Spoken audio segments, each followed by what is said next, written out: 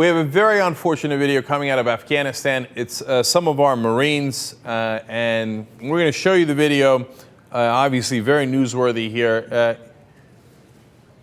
It is going to show them urinating on dead Taliban fighters. So I'm giving you a warning ahead of time. If you're uncomfortable with that, very understandable, then don't watch it. We're going to tell you the reaction of the Marines after we show you the video.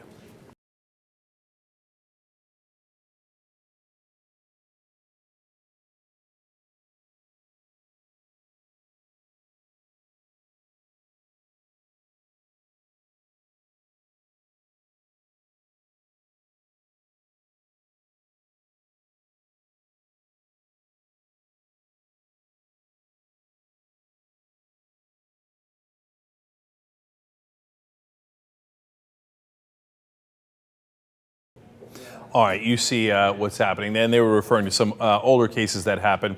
Well, you know, of course, it has not been confirmed yet, but Naval Criminal Investigative Services are looking into it. Of course, the Afghan Ministry of Defense called it shocking. Hamid Karzai, the president of Afghanistan, called it completely inhumane. Those are not surprising, but here's the interesting part. The NATO-led security force in Afghanistan released a statement saying, quote, "This disrespectful act is inexplicable and not in keeping with the high moral standards we expect of coalition forces." Now, I'm a little surprised that they said that, because I would have thought that perhaps they were going to deny it in the beginning. And they're saying we're looking into it, we're not confirming it. And I'm glad they put out that statement, but it was interesting that it seemed to be saying that it has a high chance of being true. And then the next statement basically puts it over the top. This is the International Security Assistance Force in Afghanistan, and it says, "The actions appear to have been conducted by a small group of U.S. individuals who apparently are no longer serving in Afghanistan," which means that they have a sense of who those guys in the video are, enough to know that they are no longer in Afghanistan. So it looks like the video, for the moment being, appears to be accurate. Now, look, this is how you get other soldiers killed, and other Marines as well, of course. And the reason for that is that this enrages the local population. If you're having trouble identifying, let me help you out. Imagine the roles are reversed. We see a video of some Taliban guys urinating on dead U.S. soldiers.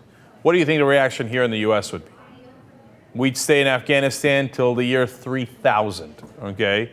So obviously people are incredibly mad in Afghanistan for understandable reasons. And the guy who put out the video, you know, had some sort of Semper Fi logo on his YouTube channel, and he said, look, you're supposed to do things, there was a statement on there, you're supposed to do things as a Marine in private that you wouldn't mind other people seeing, that, you know, that you're supposed to be honorable and civilized even when no one is watching, basically, right? And these guys obviously were not. And, you know, the thing is, every once in a while, people will react to this by saying, oh, war is hell. Oh, you guys don't understand, okay? This is what happens in war. After, you know, you get, those guys are shooting at you, they could have killed you, you're shooting at them, and afterwards you're mad and you do this. I understand that. That's part of the reason we say, hey, the next time you want to start a war, be really, really careful, because it turns out war is hell. And terrible things like this happen, and then they escalate the war. And it keeps escalating and escalating. We've been in Afghanistan for 10 years. And we're still not getting out because of these escalating round of violence. There was an amazing poll done in Afghanistan. They asked the people fighting the U.S. and in the overall population of Afghanistan, hey, why is the U.S. here? A great, overwhelming majority of them had no idea. They didn't even know about 9/11.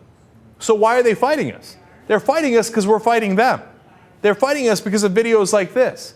That's why they train you not to do things like this.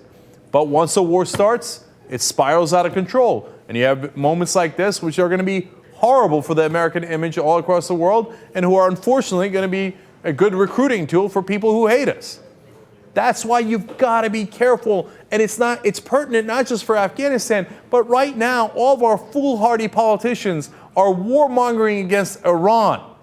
If we start that disastrous war, how long is that going to take? 10 years, 20 years? What are we going to do to fallen Iranian soldiers? What are they going to do to our fallen U.S. soldiers? How long is that going to escalate? And in the middle of all that, 10 or 20 years later, somebody will turn around and go, well, look, war is hell, and that's just the way it is, so too bad. That's why you shouldn't start them, or you should at least be incredibly careful before you start one.